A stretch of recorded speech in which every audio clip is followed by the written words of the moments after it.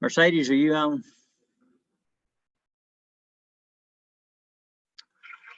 Okay. Justin, will you give proof of posting? No, go ahead. Go, Judge, go ahead. Judge, can you hear me? Click on others. Judge, I believe Mercedes is on now. Okay, proof of posting, please, Mercedes. The agenda was posted on Friday, February 26, 2021 at 10:15 a.m. and a supplemental agenda was posted on Friday, February 26, 2021 at 3:40 p.m. Thank you. Okay, let's pause brief for a moment of silence, and then we'll have our Veteran Service Officer, Steve Hernandez, do the pledge.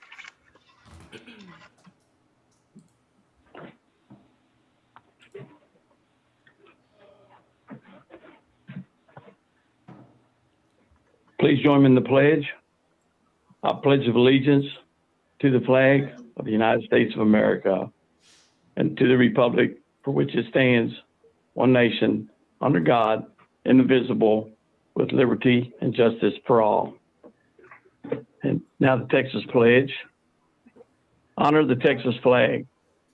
I pledge allegiance to thee, Texas, one state, under God, one and indivisible. Thank you. Yes, sir. Okay, we have a proclamation on public comments. We did have a caller, but they canceled. The only other thing is I received some information from a lady named Teresa Porter. It has to do with grants available for electric charging stations, and I will forward that to everyone. She did not want to speak. And so, Dustin, if you'll start the agenda process. Yes, sir. So, Judge, under item D, proclamations and resolutions, we have D1, a proclamation of the Commissioners Court of McLennan County, Texas, recognizing March 7th, 2021 as Pastor Derek D. Bledsoe Senior Day. Commissioner Miller.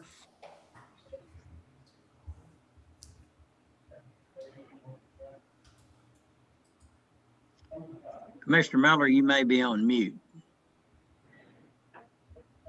Good morning. I apologize. It's all right. It's a pleasure to sponsor this proclamation for Pastor Derek Bledsoe. Pastor Bledsoe is commemorating his 15th anniversary at the St. John Missionary Baptist Church. That is a church that prior to him, the gentleman that was the pastor for a number of years was also a dear friend. Pastor Bledsoe, while also being a extremely valuable member of our local faith community, he's also married to a classmate of mine who's a wonderful First Lady. The two of them are just a beautiful example of the leadership that we have here. And so they are not on the call, but it will be my honor to make sure that they receive this proclamation prior to March 7th. Motion to approve the proclamation of the Commissioners Court of McLennan County, recognizing March 7th, 2021 as Pastor Derek D. Bledsoe Senior Day and honoring him on his 15th church anniversary. Thank you. Is there a second? Second. Motion been made and second. Any other discussion? All in favor say aye. Aye. Oppose? Pass. All right, moving on to item M1, discussion and or action on matters regarding COVID-19. Elizabeth?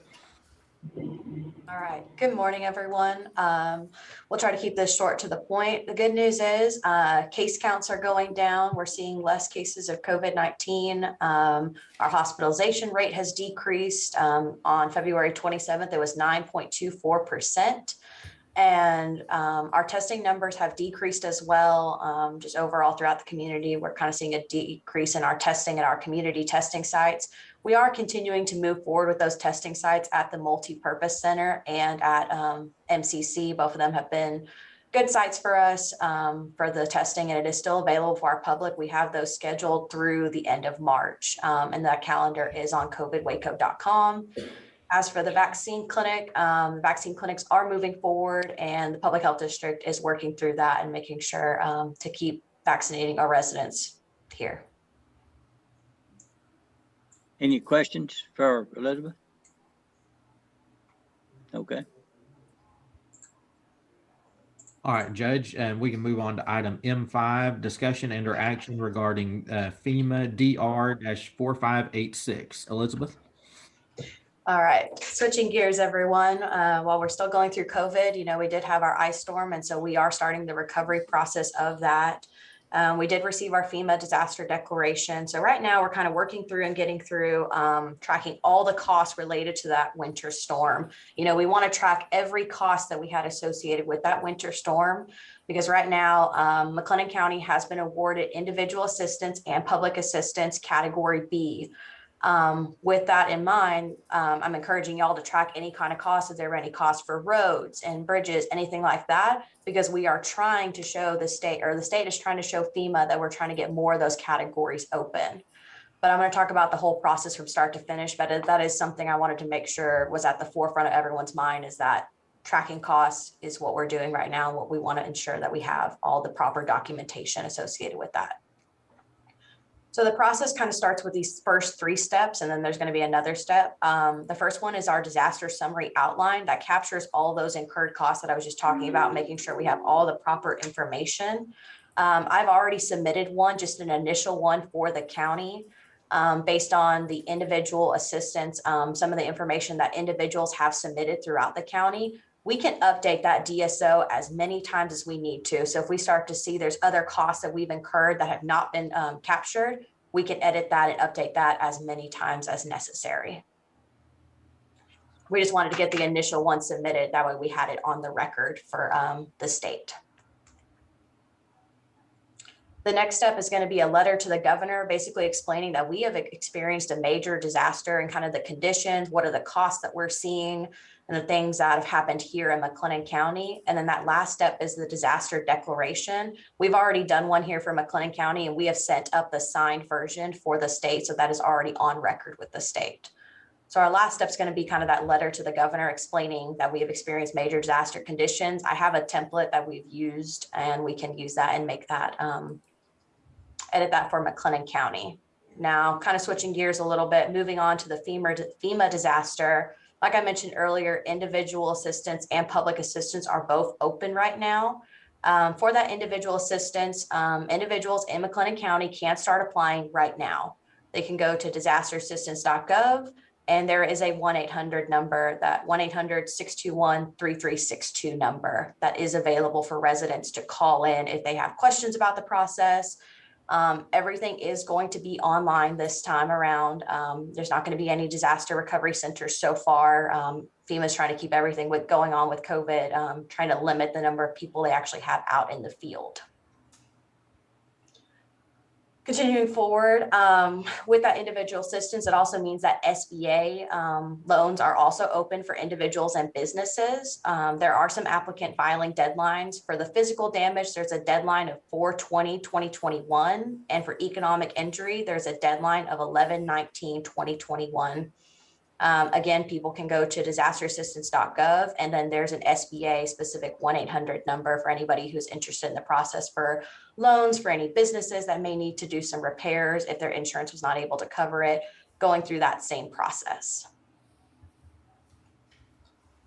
Now, for the public assistance process, that category B, like I mentioned earlier, we have category B, emergency protective measures is what FEMA has deemed us eligible as of this time. Our first step is to complete the RPA, a request for public assistance, by March 21st. So Dustin and I are currently working through that RPA. There's some questions that we have to answer. I'll be serving as the primary for the county, and then Dustin's going to be my secondary. And so what we need for that is all, like I mentioned, and I know I'm harping on it, but all costs associated are going to be crucial. When we create the projects for FEMA and how we recoup some of the costs that we've seen with this disaster. And so the state has actually created some specific tools that's called the ISTAT and the PSTAT. The ISTAT is the Individual State of Texas Assessment Tool. So this is used to allow individuals to fill out for their houses, and they can show what damages they've had. It allows them to paint a picture and show the state exactly what has happened here in McLennan County. To date, we've had 325 submissions through the ISTAT tool for McLennan County. And so it have some destroyed, major, minor, affected, and minimal damages that we have seen through McLennan County. We are encouraging people to still fill out that tool. It doesn't guarantee disaster relief, but it does show the state, what happened here in McLennan County, what damages have happened, and what things we are seeing here. And then the Public State of Texas Assessment tool is the same tool, but just for the public side of the house for our, facilities people to go out and see what damages we had in our facilities and buildings. And that helps us with our disaster summary outline, and again, with that RPA and those FEMA projects going forward. And that's a lot of information I just gave y'all, but that's kind of that's where we're at right now. And that's what we're looking forward to doing. I've noticed quite a bit of damage on roads due to the freezes, how roads have started to crumble in a lot of places, within the city, and from concrete to asphalt and those things. So we should identify those areas. Is that correct? And then, Yes, sir. how do we assess those from a standpoint? Do we have to get a third-party assessment From my understanding, it looks like what we can do is use that Public State of Texas Assessment tool, that PSTAT tool. We can use that, and then we can take that information. And then if FEMA is going to ask us for more specific information, we can drill down into that after we kind of have that initial assessment. Okay. And that's where like pictures are taken, Yes, things like that for the initial part. Yes, sir. Okay. All right. Okay, any questions for Elizabeth? And Okay, Judge, so, we do have one action item under M5, under M5B, assisting citizens with applications for FEMA grants and or assistance. M5B1 is authorization of order approving mutual aid assistance to the city of Waco. The city is going to set up an office to assist residents with the FEMA process, helping them to access the grants, loans, and other services. And they've requested some help from the county. So in the packet is a mutual aid order similar to the one we did for the vaccination clinics, which says that county employees can volunteer, and it will be on county time, and they'll be entitled to their regular county compensation. So that's included in the packet. And at this time, they only need one volunteer, and the district clerk's office has provided that. And if there's others needed, we will reach out. okay, and just to remind everybody, that's for assistance to residents all across the county, not just the city of Waco. Correct? Yes, sir, that is correct. Okay. All right, any questions before we, okay, is there a motion to approve the mutual aid assistance to the city of Waco? Motion to approve. Second. There's a motion and a second. Any other discussion? No other discussion. All in favor say aye. Aye. Aye. Oppose? Pass. And Judge, while Elizabeth is on the line, we have one other under the supplemental agenda under item B1, discussion and or action on extension of the order of McLennan County Judge declaring a local state of disaster and public health emergency regarding prolonged freezing temperatures, heavy snow, and freezing rain. This would extend that order until March 16th, at which time the Commissioner's Court could consider whether to let it lapse or extend the order again. And our thinking and visiting with Elizabeth is that it's just, as long as the recovery phase is going, especially in this immediate time, it's good to keep this order in place. Okay, what number is that again? That is B1 on the supplemental agenda. Okay. All right. Any questions about that? Is there a motion to approve? So moved. Second. There's a motion been made and second. Any other discussion? No other discussion. All in favor say aye. Aye. Oppose? Pass. Okay. All right, Judge, moving to item F1C, City of Waco authorization of funding request for vaccine management software. And on the court meeting this morning, we have Deputy City Manager Deidre Emerson. So Deidre, would you like to discuss this with the court? Yes, good morning, Judge and County Commissioners. Good morning. This morning, I'd like to talk to you a little bit and seek your financial support in the implementation of the Luminaire software. As you all know, that we've all been in the midst of the COVID-19 response. To date, we have had over 25,000 total COVID-related cases, as well as 410 deaths. And so while we've been working through the process to manage the new cases, we've also moved into the process for administering vaccine. To date, over 30,000 McLennan County residents have received at least one dose, and over 14,000 are fully vaccinated.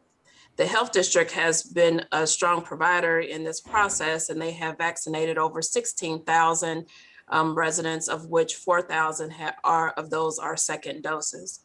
Over 55% of those vaccinations have gone to individuals 65 years of age or over. And so this process has been a very tedious one, and we've gone through a trial and error and tried different processes to make sure that this is as smooth as it can be for our constituents. However, we need some additional help in this process. Our current scheduling process includes utilizing two separate systems, one being Everbridge, which is a call out process or notification process that happens via text, via email, and a robocall. And then once the individual responds, then we manually input and make an appointment for them through a system that we are working through called Blockit. So each appointment can take us anywhere from 5 to 8 minutes. And so when you think about that, we've done 16,000, that means we've scheduled 16,000 people, and we spent on each one of those 5 to 8 minutes in order to book that. At our peak time, we have had up to 20 call takers answering phones. On average, there's about 12 staff members, including 6 additional temps that have been working Monday through Friday, 8 to 9 p.m., Monday through Wednesday, 8 to 9 p.m., and on Thursdays and Fridays, 8 to 5, Saturdays, 9 to 1. So you can see from that process that it's very staff intensive because it is a very manual, labor and costly process. So what we've worked through with our IT department is we've looked at a variety of different other systems to help us better manage this process. We've seen looked at what some of the other Texas cities have utilized, and a number of them, Dallas County, Abilene, Pearland, there's a number of cities that are utilizing Luminaire. And so Luminaire has 4 key benefits for us that I'd like to share with you. Those would be automation, documentation, certification, and integration. And so utilizing Luminaire would automate the registration process, the qualifying process, and the scheduling of the vaccinations. It would eliminate all manual processes and record keeping surrounding this process, and eliminate the need for us to continue to use 2 separate systems. A unique registration link can be sent to individuals who have registered themselves. They can register and allow them to register themselves. We will continue to maintain a call-in process because we recognize that not everyone has the ability, the technology to do this, and the ability to do this online. So we will maintain a phone process for individuals to call in and make those appointments. But this unique registration link will dramatically reduce the load on our call center. And we know that we actually are utilizing, some of your staff are helping us and volunteering in that process too. It will dramatically reduce that load and reduce the number of call takers we need to about half. Additionally, appointments can be created in a much shorter time frame. The medical documentation that we are capturing will be done electronically. This will allow for a more accurate and timely retrieval and reporting capabilities. The state requires that we submit and document race, ethnicity, and age. We have to submit those things to the state. This process would allow the elimination of paper forms, which will create a more efficient workflow. at the clinic. And so that means that will allow for higher throughputs at the clinic. So less time, more people are able to go through. Our inventory can be tracked in real time and appointments scheduled more quickly to ensure all doses are utilized each week. And what I would highlight to you that even though we've gone through this process manually, we've had no waste in this process. So we've not wasted any doses as we've gone through with inoculating 16,000 people. The data would automatically be uploaded into the statewide immunization registry system, eliminating a dual or double data entry process that currently happens today. Right now, it's taken 7 data entry staff to work 8 to 9 hours on days that we have clinic to meet there's a 24-hour deadline for us to input that information into MTRAC. If we don't have the information in MTRAC, that does put our ability to access additional doses at risk. So our goal overall is to ensure that we administer our vaccine to the community in the most efficient and effective way. And just as I mentioned, other Texas cities are utilizing Luminaire, and it really does have the ability to help us achieve and support our goal. I'm available for any questions if you have any. Any questions? Judge, I've got a couple. Okay. This is a software system that we will upload to the computer system at the public health district. Is that correct? Yes, sir. Okay. All right. And then the current information that we have, are we going to have to re-enter it into this system, or will it automatically take the old? Yeah, there's an interface. We'll be able to interface our current wait list and all that information into this system. So we will not have to re-enter that. In fact, they're working through that process right now. Okay. And then finally, and I'll be quiet. If this is a shared cost, it's through the public health district. Have we reached out to any of the other cities who participate in the public health district, or is it strictly between the city of Waco and McLennan County? Well, we have not, to answer your question, we've not reached out to any of the other member cities. The counties, essentially all the other member cities are within the county, within McLennan County. That's correct. But don't they also participate through funding in the public health district? Yes, sir, they do.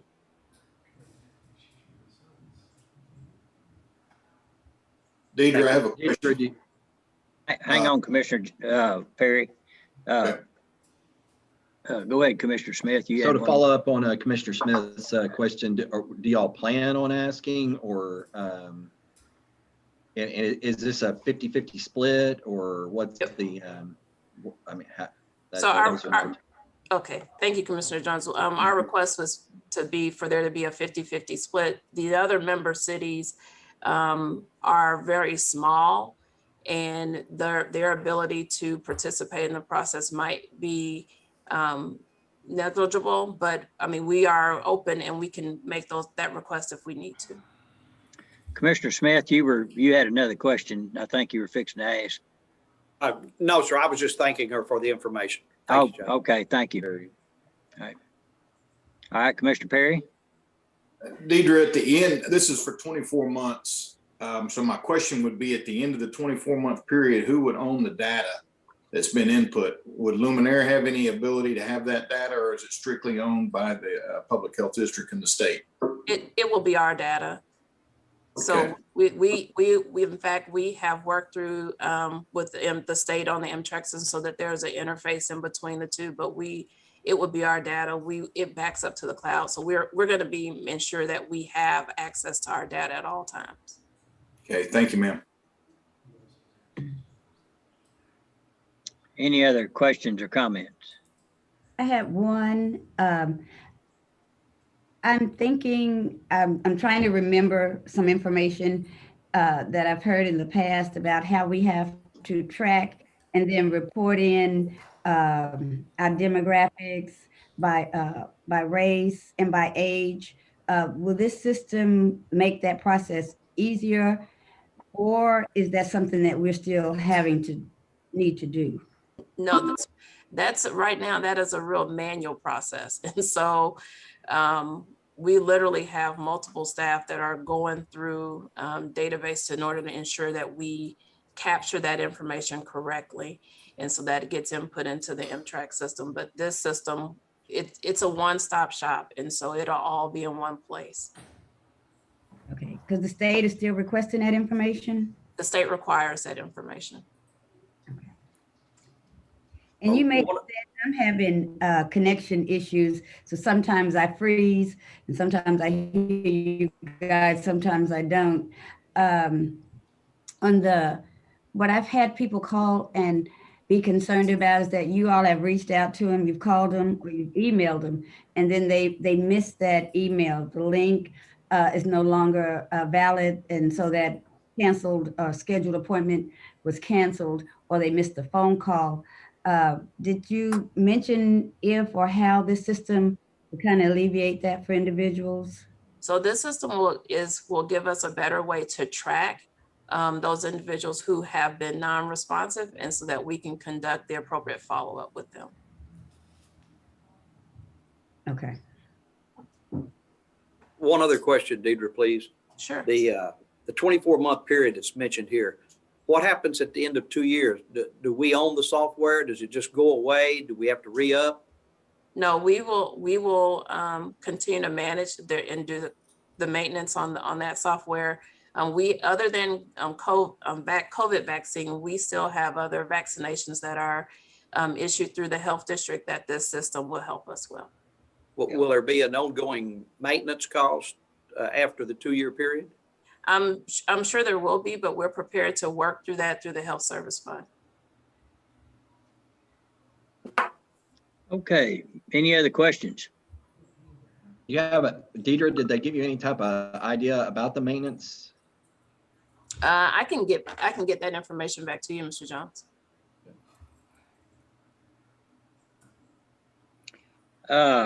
Okay, Judge, this is Yes. Francis. Can I make one comment? sure. As far as the funding goes, if you did approve an amount to cover that cost, we already have a line item in the budget for the public health district we pay per population to help fund that department each year. That's in our health services department. Within that department, there's also our indigent healthcare line. And that line will have some surplus this year. So we could move from that line into the public health district line if needed. Okay. So, Good but to know. otherwise, that's what we could do.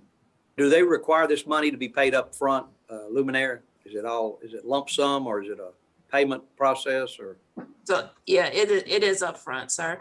upfront? Yes. There was a savings in order for doing an upfront payment. So Any what other would- questions? Go ahead, Judge. No, go ahead. I was asking for more questions or comments. Okay, I was asking, what would be the amount that the county is asking to cover? Is it half of that 209,500? Yes, ma'am. Okay. Any other questions or comments? Deidre, I have a question after the vote, but what's the pleasure of the court? I'd like Motion to approve. I'd like to make a motion to approve the request for the vaccine management software at the requested amount of half of the $209,500. Okay, we have a motion and a second. Any other discussion? No other discussion, call for a vote. All in favor say aye. Aye. Oppose? Pass. Deidre, you were given the percentages of people. What percentage was 65 and older that received the vaccine? 55%, Judge. 55.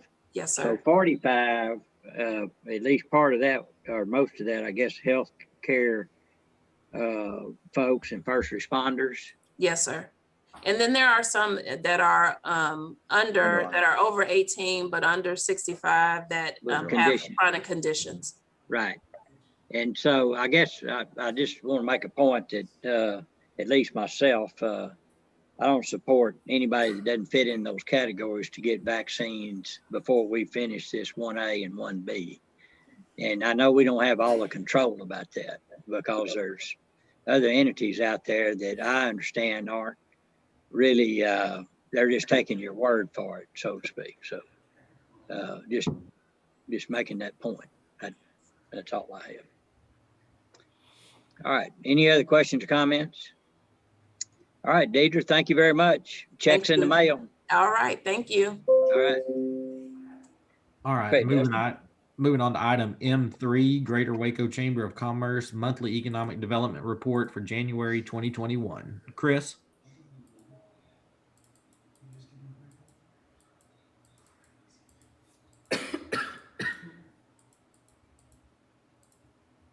All right, Judge Chris is on. All right, I see she just came off mute. Chris, can you hear me? I can. Can you hear me? Yes, ma'am. Excellent. Well, thank y'all very much. I know we're going to roll through this quickly. I'm going to share my screen with y'all so we can see quickly the report for January.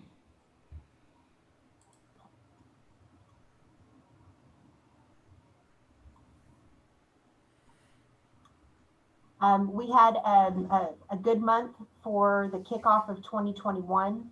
We had 8 attraction inquiries. We submitted 8 proposals out the door. We had a number of on-site attraction visits where we were hosting clients here or virtually, which has become our new normal, is to do both at some point. We are continuing our business retention efforts. It'll be interesting to see how things shake out for the month of February. We're working through pulling all of our information together now for that. But we did have a number of business assistance requests for the month of January as well, and participated in a business development event where we were working with the local real estate community, helping them understand what's happening within our market from a business and industrial perspective. When you look at the most active projects that we're working on right now, there are a number of them where we have been identified as a finalist community or a community under consideration. There are a number of them that are in the pipeline to be announced, and we're working through those pieces right now. But you can see that it is still a strong pipeline of projects that we're working through right now in a variety of different industries, ranging from manufacturing and distribution to professional services.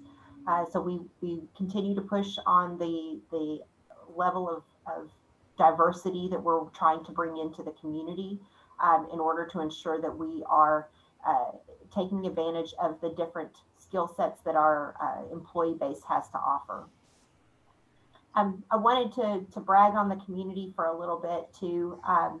This was something that was shared with us. The Tierra Grande magazine is put out by the Texas A&M Real Estate Research Center, and their November or winter edition that came out at the end of the year showcased that Waco led the state of Texas in the Waco MSA led the state of Texas in the number of jobs that had been recovered across the state. So we hit 99.5% recovery based off of where we were in our November numbers of the jobs that were lost in April of 2020. So just as a reminder, we lost 11,500 jobs. We've recovered 11,200 of those jobs as of November, leading the state of Texas. So that was great to be able to just that other people are recognizing the great work that's happening in this community, and we're proud of that. I just wanted to highlight a couple of other things that about the recovery of the economy in the market. We do an economic impact and an economic index with Local Bank and with the Waco Trib on a monthly basis, and they pulled together in that report by a third-party economist.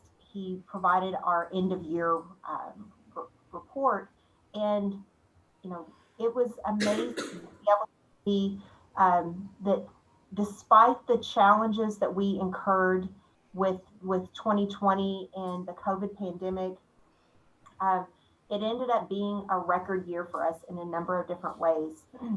So single family housing permits issued across the county set a record. We had a record for the new and existing home sales for the community, a record in home sale dollar volume. Auto spending had a record year, and they have had multiple consecutive record years. So that they continue to grow in that industry is great. Looking at the commercial building permits was a record year for that as well, at 53% over where we were in 2019. We had a record year for retail spending, up 1.6% over 2019 as well. And then when you look at the payroll side of it, despite all the things that happened, we only had a 0.2% decline over 2019. We've recovered over 11,000 jobs from April of 2020. And we had the 8th lowest unemployment rate in the state of Texas. I think those are all really great things that when I think about my counterparts in other parts of the state, in West Texas, where they don't have the diversity in their economy that we have here, their index is, the drop there is unprecedented, and their unemployment is struggling. And so I think, the plan that we have and the way that we approach things is a really smart and right way to do it. So I just wanted to share that with y'all. Thank you. All right, anything else? Any questions for Chris? And Chris will be joining us after lunch in executive session to talk about some things. Chris, that completes your report? Yes, sir. Okay. Is there a motion to approve Chris's report for recording purposes? Move. Is there a second? Second. All right. I have a motion second. All in favor say aye. Aye. Aye. Oppose? Pass. Thank you, Chris. Thank you. All right, we have 2 action items under item O, McLennan County Venue Project. Under O3, discussion and or action regarding monument signage and dedication plaza. Kevin? All right, can everybody hear me now? Yes, sir. Okay, let me see if I can then share my screen as well.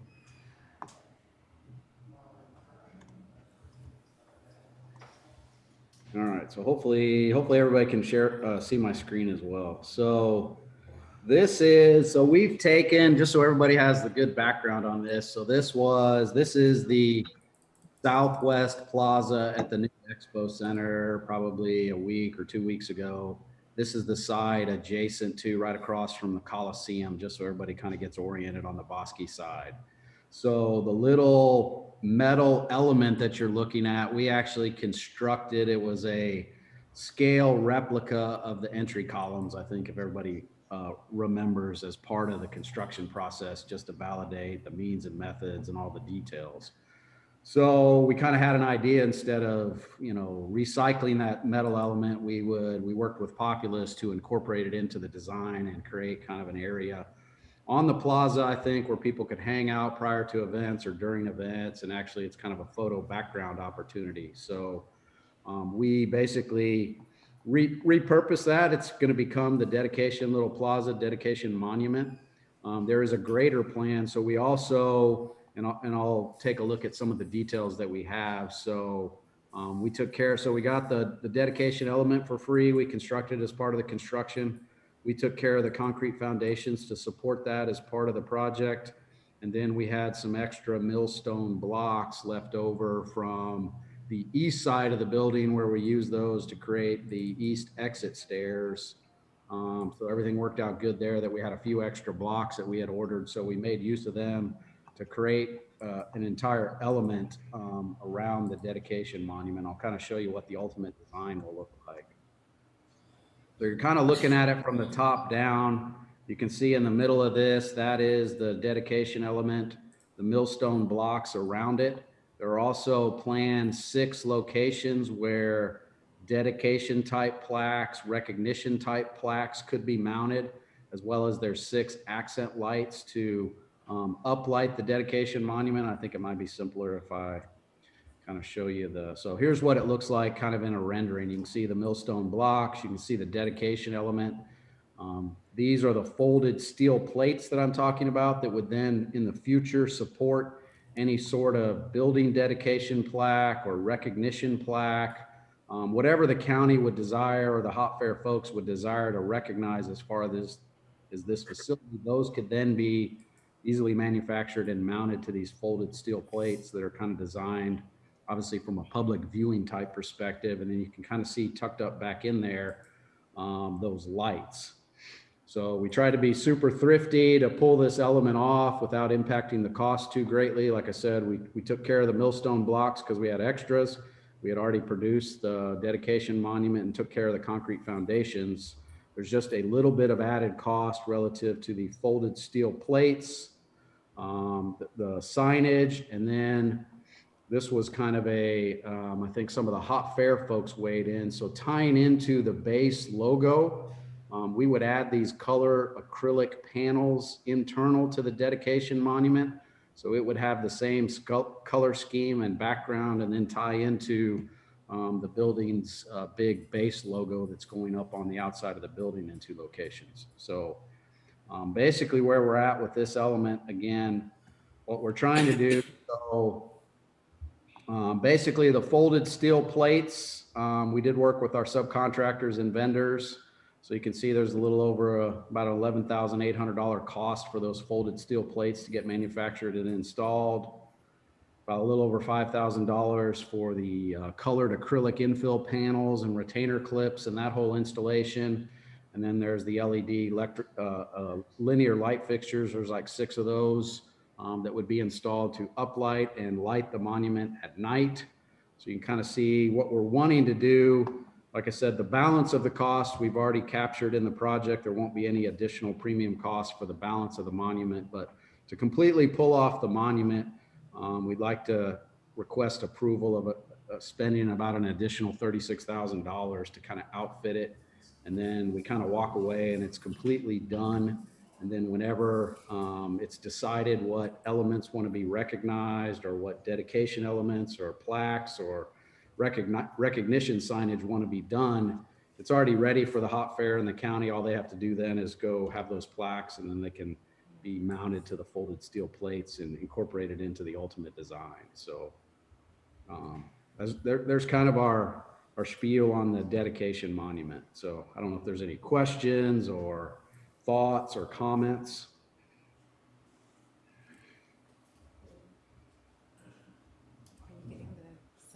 Any questions anyone would have?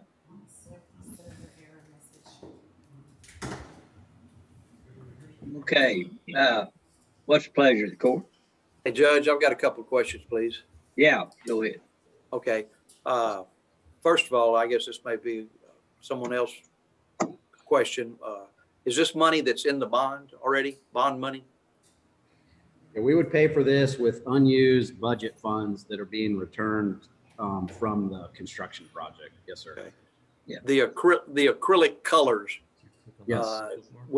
are they guaranteed to hold their vividness, or will they fade with sunlight? How are they going to react to sunlight over a period of time?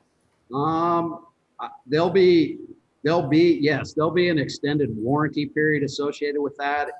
We have to work out the final details if we're going to go to a true colored acrylic, which will hold up better.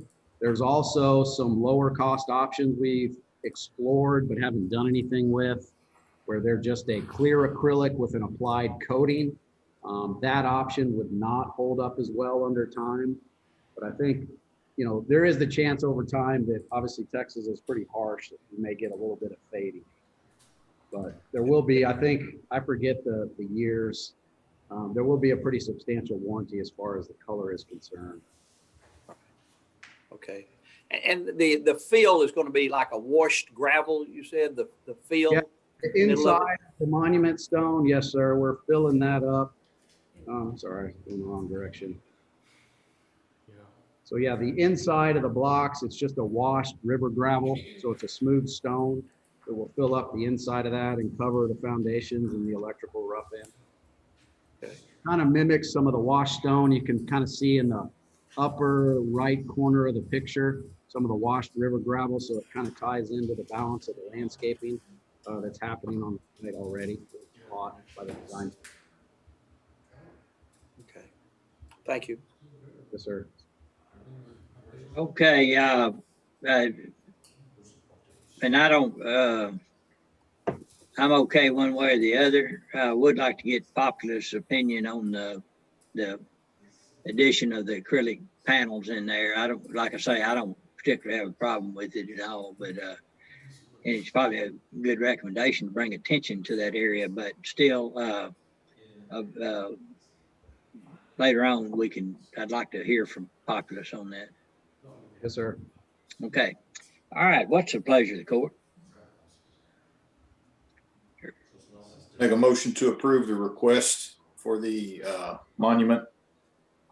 Second. Motion been made and second. Any other discussion? No other discussion. All in favor say aye. Aye. Aye. Oppose? Pass. Thank you. All right. Under item 04, discussion and or action on Coliseum paving alternate. If the court will remember, back in December, we brought an alternate forward to pave a strip of the pavement next to the Coliseum as it joins into the new venue project. And we thought there was an alternate that would work, but as work started there, they uncovered some issues. So Kevin, would you like to discuss that? And Kevin, we have, if you can be brief, we have to break it at 10. Go ahead. So in order to save money, we thought in the blue area of the paving alternate that I have up here, we thought there was substantial existing base. So we planned to just mill off the top couple inches of asphalt, if everybody remembers, and then just repave it. Well, we did that, and then we started running base trucks, large semi trucks in when we were doing the work in the yellow paving area, and the pavement started to pump, which means basically it started to roll up and down under the weight of the truck. So what we figured out, we started to do some more testing. We figured out the base was not suitable. So we brought the civil engineer out. We actually had to tear out all that base and then replace it with 8 inches of cement treated base and then go back with the specified 3 inches of asphalt. So of the $72,000 we thought we were going to save, this is kind of our first unforeseen condition.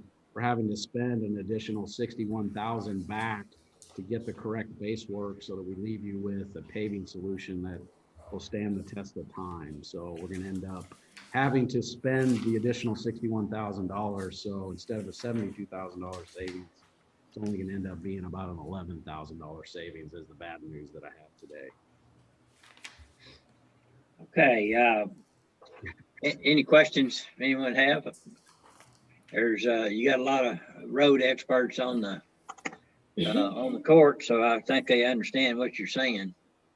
Any questions anyone have? If not, what is the pleasure of the court?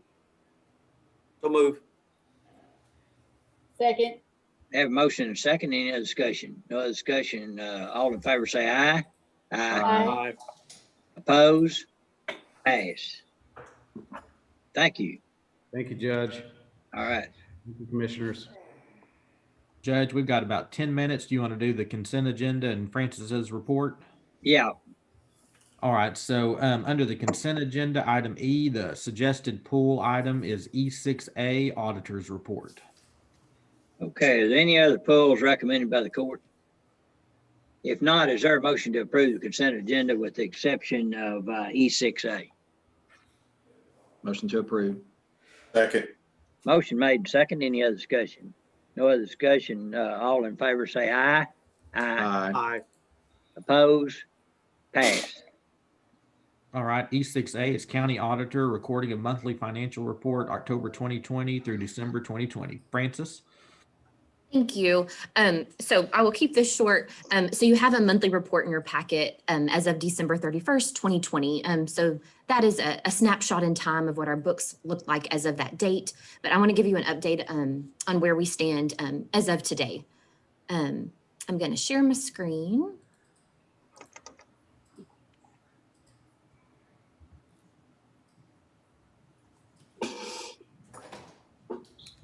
All right. So starting just, always looking at general fund. I just wanted to kind of revisit where we are. We're 5 months into the fiscal year. You'll see here this original budget column. That's what we were estimating, anticipating this summer when the budget was adopted. So you'll see there we planned on, our estimate to end was about $40 million in fund balance, and that met our fund balance goal. It was 33.4% of our budgeted expenditures. So then, fast forward to today, we actually, our beginning fund balance ended up higher than we thought. And that was a combination of revenues coming in a little higher, expenditures lower in a lot of areas that we weren't used to, just to 2020 being a special year. And then also some grant funding that covered a lot of costs that we didn't anticipate in the beginning. And so looking at revenues coming a little over, expenditures coming a little under, we hope to sit right about 50 million. And that is 42% of our budgeted expenditures. I won't dwell on these. These are just our other two funds, of course, that are funded by ad valorem taxes. Debt service is pretty self-explanatory. Permanent improvement, you had originally in the budget put in $1 million for contingencies. We have not tapped into that contingencies and permanent improvement fund as of yet. There is a budget amendment today that will do so. Going back to general fund, honing in on just kind of broad areas of revenues. Everything looks to be in line. 5 months in is quite a bit, but then it's also, there's also still a lot to come for the year. But tax revenues we're estimating to come about $1.5 million over budget. And that is primarily due to sales tax. Here I've went ahead and estimated what we think, just based on what was already come in so far, what we think we will collect for sales tax for 2021. And that comes to about 20.2 million. So that's about a 2% increase over 2020. So that is looking good. Also in general fund, just to look at some broad areas of expenditures. Personnel is an area that we consistently come under budget due to vacancies. So as of this point in the year, we're looking at coming about 1.2 under budget. And again, as the year tracks on, that number can increase, of course. Indigent healthcare, you'll see there, 2 years ago, we were paying into the Medicaid waiver a lump sum. And then last year, we moved to paying claims individually. So we are planning to come under budget there again. At budget time, it was discussed that Heather Travers in her office, they would increase outreach and, hope to increase the amount of claims that were paid out of that line item. Indigent defense, again, an area that is out of the ordinary that we come under budget on, but the last 2 years have been a little different. So expecting to come about $500,000 under budget there. And then just lumping all supplies and equipment. If you look at trends so far this year, coming in a little over $1 million under budget in that category. So I just wanted to touch on our permanent improvement funds that are related to bonds. So we have several general obligation bonds that were issued specifically for building improvements, building purchases, road projects, and then our tower communication project. So you'll see here that we have spent to date, I know these numbers are small to see, but we have spent to date a little over 26 million. We have pending projects in the amount of about 17 million. So that leaves a little over $500,000 left of available fund balance based on the estimates of the projects that we have ongoing at this time. This is also, speaking of bonds, we have our two revenue bonds, our PFC bond and our venue project bond, which are funded, of course, by revenues. Revenues are what are paying those debt service amounts in both of those funds. So I pulled just kind of a bird's eye view. Vehicle rental taxes, not a substantial drop there, but looking at the estimate for 2021, it's about $25,000 less than we collected in 2020. And then hotel occupancy taxes. So this is going to show you what was collected each month. And you'll see here, this goes through February of 2021. When we've looked at estimates of what we think hotel occupancy taxes are going to look like from now going into the future, we were comparing them to 2019, using 2019 as a base year. And for 2021, we were looking at 35% off of that base year. And these numbers here that have come in are pretty close to that. So we will continue to keep an eye on this and keep you updated on that. But it looks like some of those estimates that we had previously presented to you and talked through, that those are showing to be close to true. And then just to give you a quick update on our proprietary funds, which are self-insured health funds. We don't talk about them a whole lot, so I just wanted to give you an update just to kind of show you or give you an idea. The fund balance here at the end of FY19 shows each for the health, dental, and vision. We had increases in the fund balance for each fund at the end of 2020. And then just kind of walking it forward, what has already occurred as far as inflows, premiums coming in and outflows, claims and other costs going out. And this will show you here your fund balance as of Friday, February 26th. So I just wanted to give you a little insight on that and let you know that things are looking good there as well. So I'm sorry, that was a lot in a short amount of time, but let me know if I can answer any questions or if there's any area you need more information on. Francis, I do have a question with regards to the indigent defense. That was just a 90-day picture of this budget year, correct? So that number, and I'll send that to y'all so you'll have it that you can look at. But that number is my estimate of what the entire year would look like. I guess my concern that I would want to look into it is it shows that we'll just be 460,000 under budget, and that's in a year when we haven't had a trial in over 12 months. So I'm a little concerned that we may not have that budgeted correctly. So and indigent defense continues to roll in. Those cases don't stop. There is less, but still those continue to come in. So usually we're right up to that budgeted amount and it increases year to year. But last year and this year, of course, there's some exception there.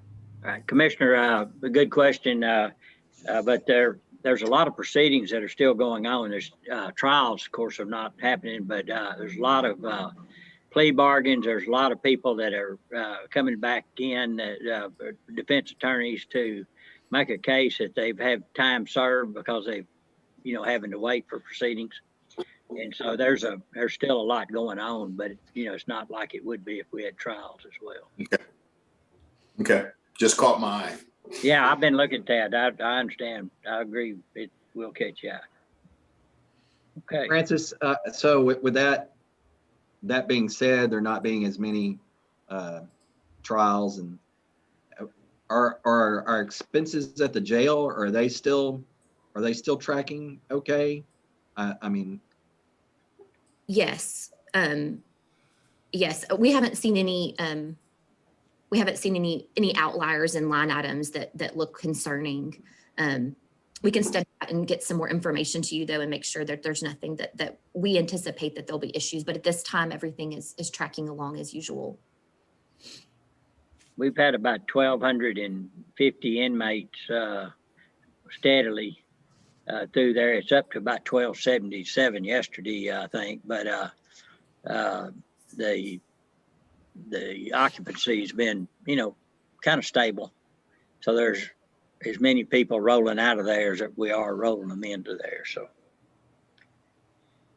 any other questions anyone would have?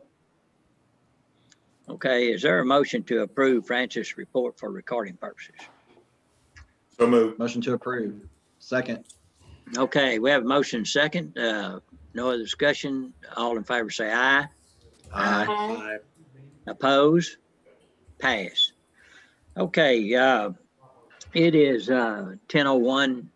I'd like to go into a recess and then go back into regular session at 1 p.m. today. All right, we stand recessed. Thank you.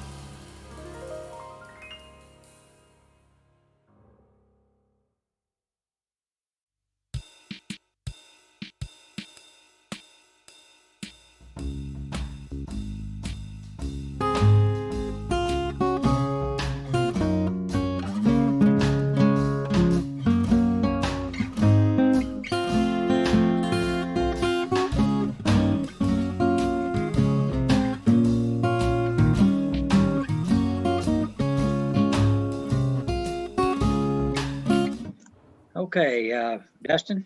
Yes, sir. All This right. meeting is being recorded. We can go to item F, budget and budget amendments under F1 regarding the FY21 budget. We have 3 budget amendments. Francis, do you want to cover those? Yes, sir. So the first one is F1A. This is for the 19th District Court. And it's a request to update their recording software and equipment in their courtroom. Per Judge West, he would like to update the recording equipment in the 19th District Court in order for the recording equipment to be consistent with the other district courts that are in the courthouse. So it was needing an update. So that budget amendment includes an amount and capital outlay for the actual equipment and software, and then some other pieces that are needed, some monitors and keyboard. And they are able to move money from their court reporter line. They've had a vacancy there. So those funds are available to move within their department. Skipping down to F1E, this is in the Permanent Improvement Fund. The request is to move from contingencies within that fund into the line item for roof repairs at the fairgrounds. So you'll see that amount there, the $18,618. And that is roof repairs at the Extraco Event Center. And then F1F, this is in general fund for the Jack Harwell Detention Center. The request is to move, or rather increase the line items for overtime pay and supplies. Additional funds are needed due to impacts from COVID on that facility. And they are able to move from the full-time employees line item in the Highway 6 jail department, also due to vacancies.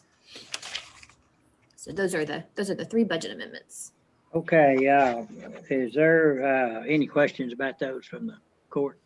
If not, is there a motion to approve F1A, F1E, and F1F? So moved. Second. Motion made and second. Any other discussion? No other discussion, call for a vote. All in favor say aye. Aye. Oppose? Pass. Under item F1B, authorization of Texas Association of Counties claim deductible invoice. This is an invoice from TAC totaling $980 for claims associated with Erica Bledsoe. This was a personnel matter in the tax office. We've reviewed this is okay to pay, and Judge, at your request, we will have a legal matters update on the March 16th agenda for executive session. Thank you. Okay, any questions anyone would have on F1B? Is there a motion to approve the invoice? Motion to approve. Second. All right, motion been made and second. Any other discussion? No other discussion, call for a vote. All in favor say aye. Aye. Aye. Oppose? Pass. F1D, authorization of Cobra Services invoice with WageWorks Incorporated for claims administration for January 2021. Anna? Good afternoon, commissioners and judge. I'm bringing this invoice to the court's attention. So the WageWorks agreement in place for Cobra administration for 2020 was supposed to end December 31st.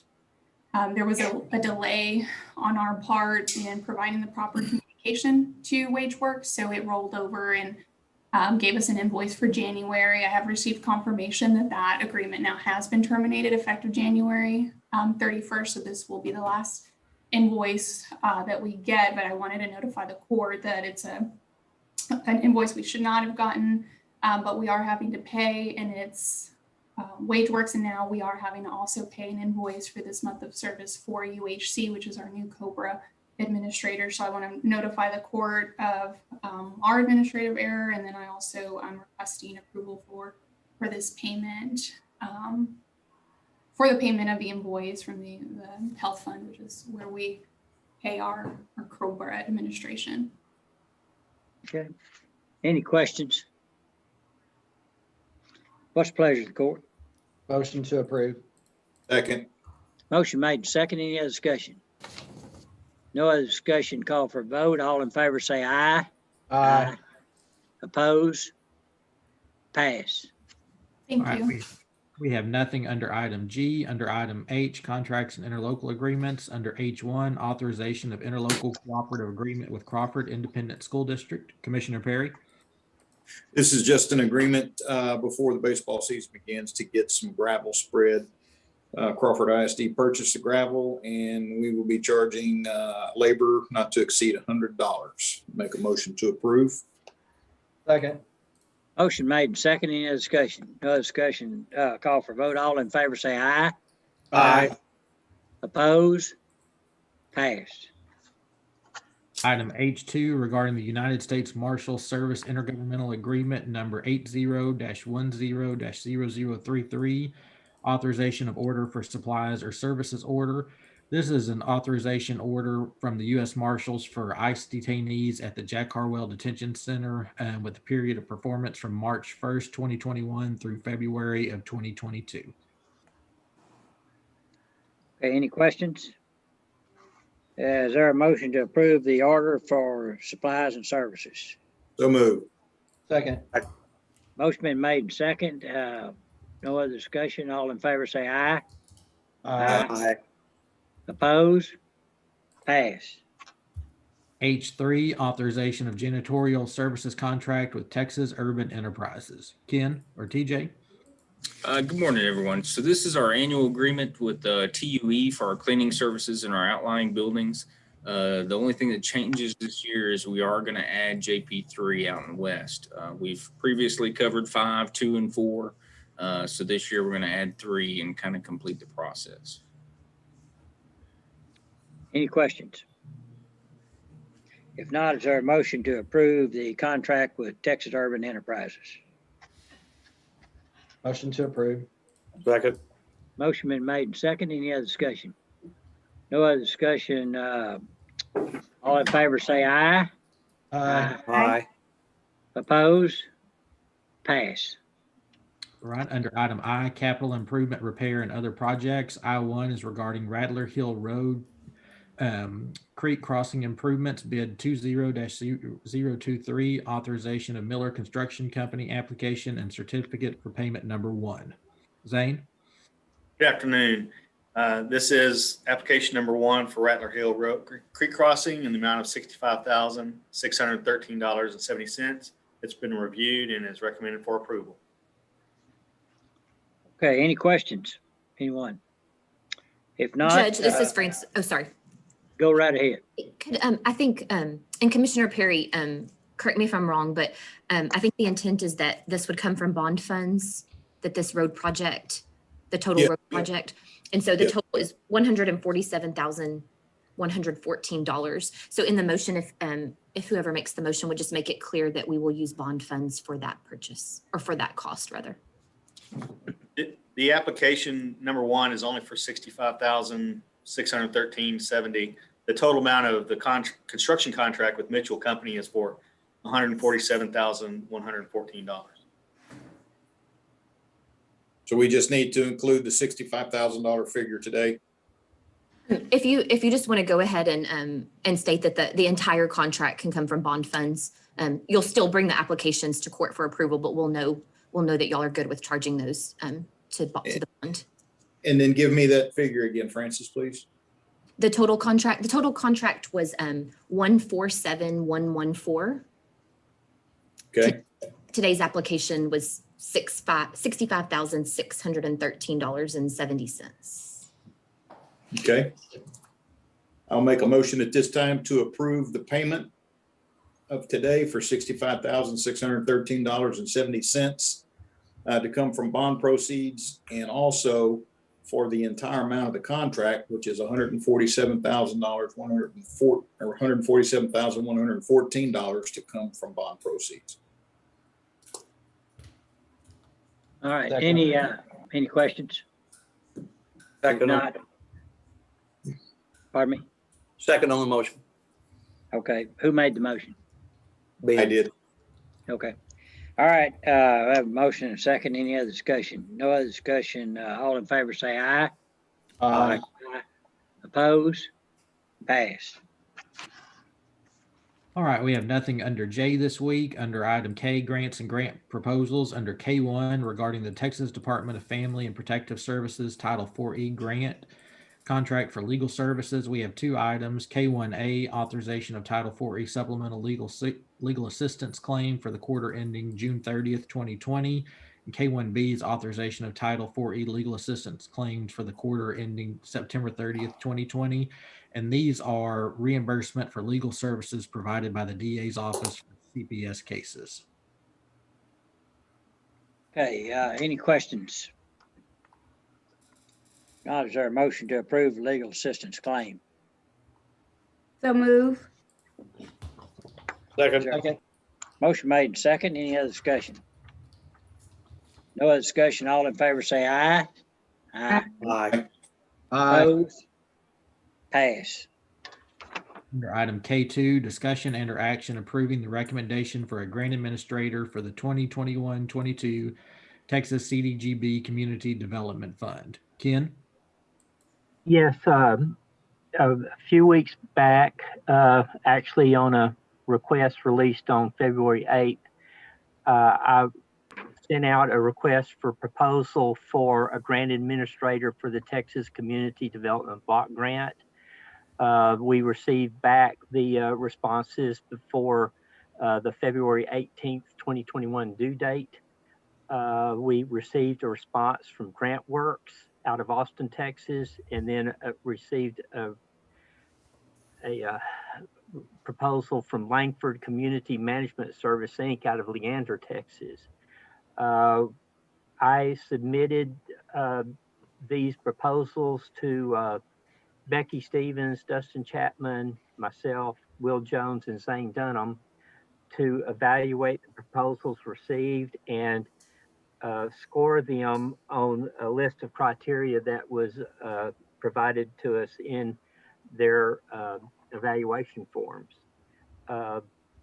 Each of the evaluators actually scored Langford Community Management Services at a higher ranking, and basically it had to do with our past experience with a previous request on the Community Development Block Grant. And therefore, we recommend that McLennan County grant the award for grant administrator for the Texas Community Development Block Grant to Langford Community Management Services. And we all have all the backup documentation to have for the reporting to the grant. I just had one question, Ken. Is this on the water project or is this on something else? It's on a water project. My understanding is they're wanting to replace some water lines in the Elmont community and a cooling tower. And then if there's any money left over, any related type project. Okay. And Commissioner, it's on a follow-up to that original grant. And so we actually haven't approved the application yet. So that'll be in the works now that a grant administrator is hired. So we'll be bringing that back to court in the next few agendas. Okay. And I didn't have a problem with it. I just didn't see any reference to which CDBG project he was talking about. I knew about the water project. I just wanted to make sure that was the one and the same. Yes, ma'am. Is there a possible dollar amount attached to this grant? Do we know what we're talking? I believe the most it can be is a $350,000 grant. I believe that's the maximum amount. Okay. So we're looking at 10% of the, okay. And they both proposed $35,000 fees. So. Yes. And so we've worked with Langford in the past on previous on that the water meter project. Okay. We're the we are the sponsoring entity. Mm-hmm. Hey, any other questions or comments? What's the pleasure of the court? Motion to approve Langford Community Management Services Incorporated for the grant administrator for the 2021-22 Texas CDBG Community Development Fund grant. Second. Second. Have a motion and a second. Any other discussion? No other discussion, call for a vote. All in favor, say aye. Aye. Oppose? Pass. Under item L, Department Office Specific Requests, under L1, Heart of Texas Fair, Extraco Event Center, authorization of payment for storm damage related invoices. In your packet are 4 invoices from Mike Stoss Services totaling $4,808.50. After visiting with Francis, we thought it was better if we pay these directly rather than reimburse the fair for tracking purposes and for insurance purposes as well. Okay, and they'll be, of course, Francis, you keep a county, that's what you're saying. Pay these directly and that'll help you in putting that with other storm damage cost. So, Correct. And and sometimes we just reimburse the fairgrounds for their costs, but I think just paperwork wise, that yes, that would be best for this case. any questions? Anybody have? All right. Is there a motion to approve? Motion to approve. Second. Motion made and second. Any other discussion? No other discussion, call for a vote. All in favor, say aye. Aye. Oppose? Pass. All right, under item M2's discussion regarding healthcare plan audit and related engagement agreement with Messier 42 LLC. We will need to defer this again, Judge. Okay, I'll make a motion to defer. Is there a Second. second? Have a motion and second. Any other discussion? No other discussion. All in favor, say aye. Aye. Oppose? Pass. Item M4, authorization of intergovernmental transfers of funds derived from the County Healthcare Provider Participation Fund mandatory payments. Heather? Yes, HHSC has requested an IGT in the amount of $56,973.45 for the uncompensated care demonstration year 5. And this is with the due date for today. Okay, any questions anyone have with that? All right, is there a motion to approve? Motion to approve the IGT totaling $56,973.45. Second.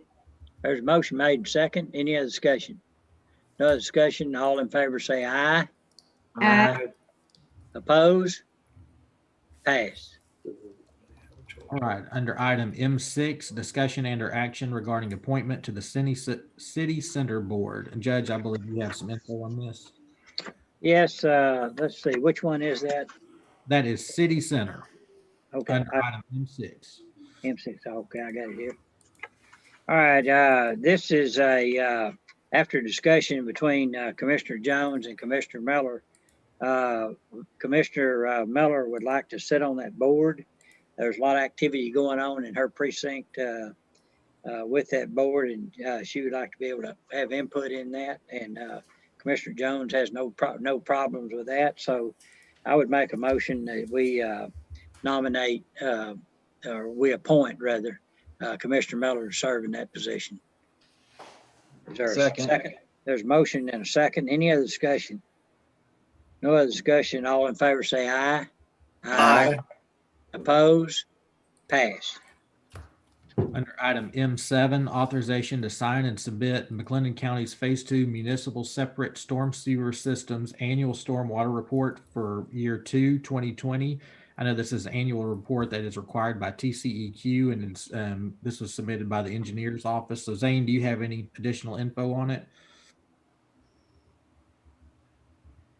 No, there's no additional info. It's an annual report that gets submitted, and so we are recommending it be submitted. Okay, any questions anyone have? If not, is there a motion to approve the county's year 1, phase 2 MS4 annual report? Motion to approve. Second. There's a motion and a second. Any other discussion? No other discussion. All in favor say aye. Aye. Oppose? Pass. All right, we have nothing under item N. We've already taken care of those under item O. So to item P, McLennan County Radio Tower Project, under P1, authorization of communication site lease agreement with Department of Public Safety. And Judge, we will need to defer this again. Okay, I'll make a motion to defer. Is there a second? Second. Motion made and second to defer. All in favor say aye. Aye. Oppose? Pass. And Judge, that should take care of all the action items unless I missed something. Okay, so under the, we want to go into executive session. Are we going to have one personnel issue? Dustin? Yes, sir. So, Okay. yes, sir. Judge. So if we can do, we do not need to do the security devices today. Okay. We can do, All right, so under section 551.074 of the government code regarding personnel matters, and also in executive session go under 551.08 of the government code regarding economic development. So its current time is 1:23, and so we will go into executive session.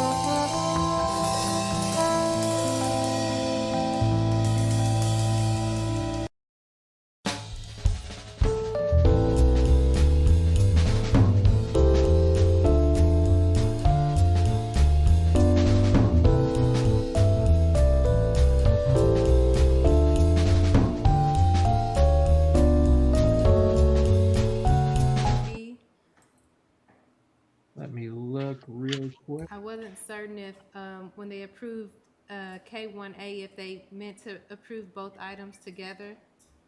I believe so. I know when I This introed them, meeting is being recorded. so I think we're good, Mercedes. Okay.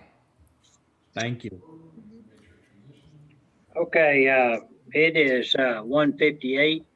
I want to go back into regular session.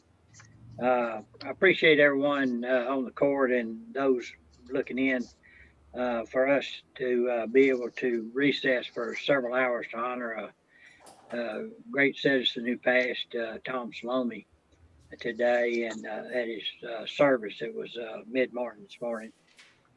And so from time to time, we'll need to do that. Is there anything else to come before the court? If not, it is 1:59 and we stand adjourned. Thank you.